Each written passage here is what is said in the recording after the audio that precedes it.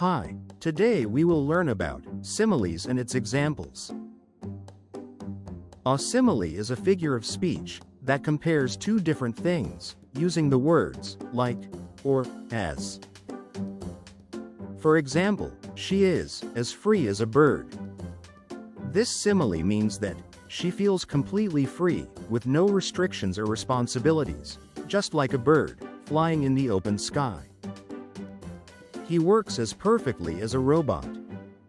This means he does his work very neatly, quickly, and without making mistakes, just like a robot that is well programmed and efficient. It suggests he is very focused and accurate in everything he does. She sobbed like a baby. It shows that she was deeply hurt and helpless, just like a baby does when it's upset. He is as strong as a superhero. This means he has great physical strength, just like a superhero in movies or comics. He can lift or drag heavy objects easily, showing power that's beyond normal, almost like having superhuman strength.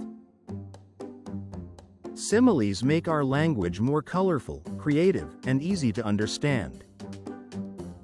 If you like watching this video, please like, subscribe, and share.